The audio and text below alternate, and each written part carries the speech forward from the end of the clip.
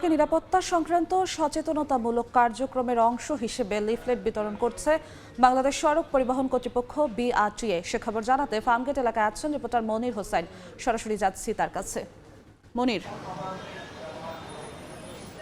সড়কে নিরাপত্তা নিশ্চিতের লক্ষ্যে সাধারণ মানুষকে সচেতনতার লক্ষ্যে যে সচেতনতামূলক কর্মসূচির আয়োজন করে বাংলাদেশ সড়ক পরিবহন কর্তৃপক্ষ বিআরটিএ এবং তার অংশ হিসেবে আজ সকাল 9টা থেকে ফার্মগেট পুলিশ বক্সের সামনে থেকে আসলে এই সচেতনতামূলক কার্যক্রম শুরু হয়। এখনও আসলে আমরা দেখতে পাচ্ছি যে বিআরটিএর যে কর্মকর্তারা আছেন, কর্মচারীরা আছেন, তারা আসলে বিভিন্ন প্ল্যাকার্ড হাতে দাঁড়িয়ে আছেন। তারা আসলে এখানকার যারা সাধারণ মানুষ আছে, যারা পথচারী আছে, যারা গাড়ি চালক আছেন এবং যারা যাত্রী আছেন, সবাইকে আসলে সচেতন করছেন যে কিভাবে আসলে সড়কে নির্বিঘ্নে চলা যায় সেই চলাচল করার জন্য। এবং এই কর্মসূচিতে যোগ দিয়েছিলেন বিআরটিএর চেয়ারম্যান, সড়ক পরিবহনের সচিব এবং বিভিন্ন মালিক, শ্রমিক, বিভিন্ন সংগঠনের নেতৃবৃন্দ সহ বিভিন্ন কর্মকর্তারাও আসলে অংশ নিয়েছেন। তারাও আসলে গণমাধ্যমের সাথে কথা বলেছেন। তারা যেটি জানিয়েছেন যে তারা যে সড়ক পরিবহন কর্তৃপক্ষের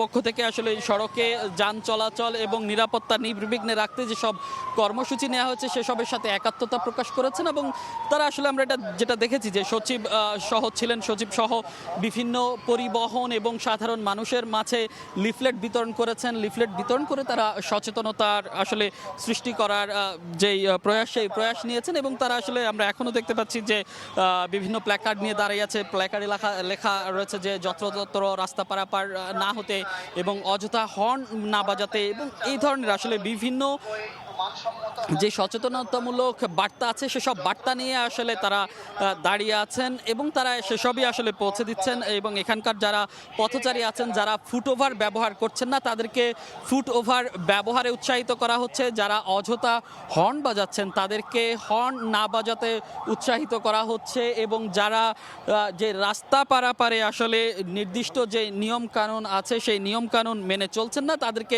সেসব সচেতনতা বৃদ্ধির চেষ্টা করছে বাংলাদেশ সড়ক পরিবহন কর্তৃপক্ষের পক্ষ থেকে। তো ফার্মগেট এলাকা থেকে এই ছিল আমার কাছে এখনকার মতো সবশেষ। ফার্মগেট থেকে সরাসরি যুক্ত হয়েছিলেন সহকর্মী মনির হোসাইন।